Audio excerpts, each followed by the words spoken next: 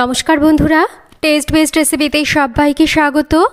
শীতের অন্যতম সবজি ফুলকপি, আর এখন বাজারে ফুলকপির ছড়াছড়ি, তাই আমাদের প্রত্যেকের বাড়িতেও কিন্তু রোজই প্রায় বাজার থেকে ফুলকপি আসে। তো শীতের ফুলকপি আমরা এই বেশ দাম দিয়ে কিন্তু বাজার থেকে কিনে থাকি। আর ফুলকপির সাথে আসে এইরকম পাতা আর ডাঁটা। তো এই রকম টাটকা টাটকা ডাঁটা আর পাতাগুলোকে কিন্তু আমরা প্রায়শই ফেলে দিই। তো এগুলোকে না ফেলে যতদিন এই ফুলকপি এই রকম কচি আছে ততদিন কিন্তু এই ডাঁটা আর পাতা দিয়ে আমরা নানা ধরনের রেসিপি বানিয়ে খেতে পারি।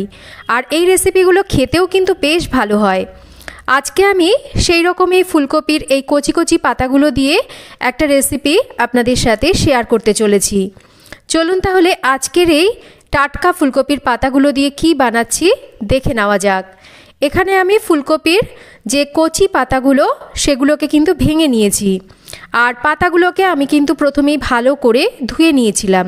তো পাতা সবার প্রথমে কিন্তু কাটার আগে একটু ভালো করে ধুয়ে নিতে হবে, যেহেতু ফুলকপির মধ্যে প্রচুর পরিমাণে ওষুধ ব্যবহার হয়। এবার দেখুন এই ফুলকপির পাতাগুলোকে আমি কি করি। পাতাগুলোকে ঠিক এই রকম উল্টে নেব, আর একটা ছুরি দিয়ে এই পাতার মাঝ বরাবর যে শক্ত ডাঁটাটা সেটাকে কিন্তু আমরা এই রকম করে একটু কেটে বাদ দিয়ে নেব। এইভাবে কাজটা করলে কিন্তু এটা করতে সুবিধা হয়। তো যতটা ডাঁটা শক্ত হবে সেই ডাঁটাটাকে কিন্তু আমরা ফেলে দেব, নরম ডাঁটাটাকে কিন্তু ফেলার দরকার নেই। দেখুন আমি আরও একটা করে দেখিয়ে দিচ্ছি। ঠিক এইভাবে মাঝ বরাবর যতটা মনে হবে যে ডাঁটাটা একটু শক্ত সেই ডাঁটাটাকে আমরা বাদ দিয়ে নেব, আর আগার দিকে নরম ডাঁটাটাকে আমরা রাখবো। আর এই ডাঁটাগুলো দিয়েও কিন্তু দারুণ সুন্দর রেসিপি আমরা তৈরি করে নিতে পারি। তো চলুন এবার এই ফুলকপির পাতাগুলোকে একটু আমরা রাফলি কেটে নিই। পাতাগুলোকে একটু রাফলি আমি কেটে নিয়েছি, আর গ্যাসের উপর একটা পাত্রে জল গরম বসিয়ে দিয়েছি। জলটা বেশ গরম হয়ে গেছে। এবার কেটে নেওয়া পাতাগুলোকে আমরা এই গরম জলের মধ্যে দিয়ে দেব। একই সাথে দিয়ে দিচ্ছি এখানে 4-5টা কাঁচা লঙ্কা। এবার সামান্য করে একটু লবণ দিয়ে দিচ্ছি, আর একটু পাতাগুলোকে জলের মধ্যে এই রকম চেপে চেপে দেব, যাতে পাতাগুলো ভালো করে জলের তলায় ডুবে যায়।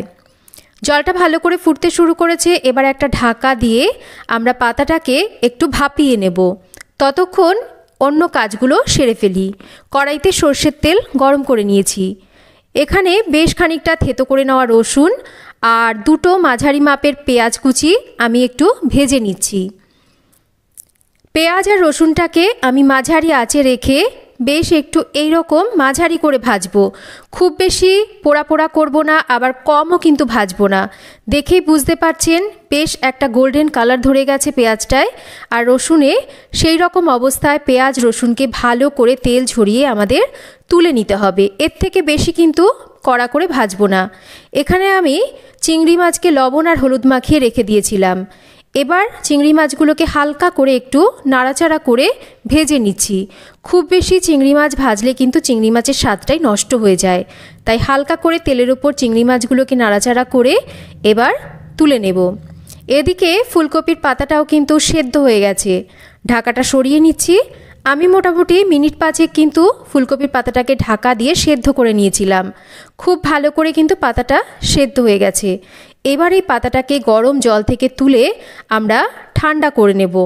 খুব ভালো করে জলটাকে ঝরিয়ে নিতে হবে, আর পাতাটাকে ভালো করে ঠান্ডা করে নিতে হবে। ফুলকপির পাতা আমি জল থেকে তুলে ভালো করে ঠান্ডা করে নিয়েছি। এবার এর মধ্যে দিয়ে দিচ্ছি 1 আঁটি ধনে পাতা। তবে আঁটি যদি বড় হয় 1 আঁটি দেওয়ার প্রয়োজন নেই। যতটা পাতা আপনারা করছেন একটু বুঝে নিয়ে দেবেন। আর ধনে পাতার ডাঁটাটাকে কিন্তু অবশ্যই দেবেন, এতে কিন্তু এর সুগন্ধটা বাড়ে। আর এখানে 10-15টা গোলমরিচ দিয়ে এবার এই ফুলকপির পাতাটাকে আমি মিহি করে বেটে নিয়েছি। ঠিক এই রকম মিহি করে বেটে নিতে হবে। এদিকে যে তেলটা আমার কড়াইতে রয়ে গেছে ওই তেলের মধ্যে দিয়ে দিচ্ছি শুকনো লঙ্কা ফোড়ন, তার সাথেই দেব এখানে কালো জিরে ফোড়ন। শুকনো লঙ্কা কালো জিরেটা একটু ভাজা হলে তেলের উপর আমি হলুদ দিয়ে দিচ্ছি। এতে করে কিন্তু ফুলকপির যে পাতা বাটাটা আমরা তেলের ওপর ছাড়বো, পাতা বাটাটা কম ছিটকবে। এবার একদম মাঝারি আঁচে রেখে আমরা ফুলকপির পাতাটাকে বেশ কিছুক্ষণ নাড়াচাড়া করতে থাকবো, যতক্ষণ না পাতাটা একটু শুকিয়ে আসবে। আর কাজটা কিন্তু মাঝারি আঁচে রেখেই করতে হবে। বেশ এখানে কিন্তু জলটা টেনে এসেছে। এবার এর মধ্যে স্বাদ মতন লবণ দিতে হবে আর স্বাদ মতন একটু মিষ্টি দিতে হবে, না হলে কিন্তু ভালো লাগবে না খেতে, টেস্টটা ব্যালেন্স হবে না। আবারও মাঝারি আঁচে রেখে অনবরত ফুলকপির পাতাটাকে নাড়ব যতক্ষণ না এই পাতাটা বেশ এইরকম শুকিয়ে আসছে। তো এটা কিন্তু ধৈর্য ধরে করতে হবে। পাতাটা বেশ শুকিয়ে এসছে। এবার ভেজে নেওয়া পেঁয়াজ রসুন, তার সাথে ভেজে নেওয়া চিংড়ি মাছ দিচ্ছি। আর চিংড়ি মাছগুলোকে কিন্তু আমি একটু এইরকম হাফ বাটা করে নিয়েছি, মানে একটু গোটা গোটাও থাকবে আর একটু বেটে নিয়েছি, এতে করে চিংড়ি মাছটা মুখে পড়লে খেতে ভালো লাগবে। এবার খুব ভালো করে আমরা আবারও ফুলকপির পাতাটাকে এই রকম নাড়াচাড়া করে একদম শুকিয়ে নেব। আর যত এটা এরকম শুকিয়ে নেওয়া হবে তত কিন্তু এর স্বাদটা বাড়বে। জলে থেকে গেলে কিন্তু এর স্বাদটা একদমই ভালো লাগে না। তো বেশ কিছুক্ষণ আমি ধৈর্য ধরে এটাকে কিন্তু মাঝারি আঁচে রেখে টানিয়ে নিয়েছি। এবার গ্যাসের ফ্লেম বন্ধ করে দেব। আরেকটু এটাকে মুখরোচক বানানোর জন্য এর মধ্যে দিয়ে দিচ্ছি আমি লেবুর রস।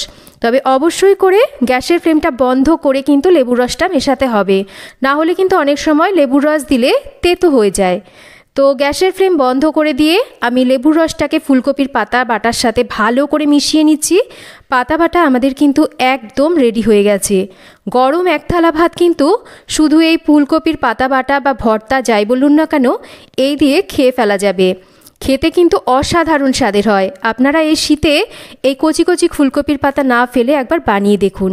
ভালো লাগলে লাইক শেয়ার করবেন, চ্যানেল সাবস্ক্রাইব। আর রেসিপিটা আপনাদের কেমন লাগলো একটা কমেন্ট করে কিন্তু জানাতে ভুলবেন না। সবাই ভালো থাকবেন। আজকের মতো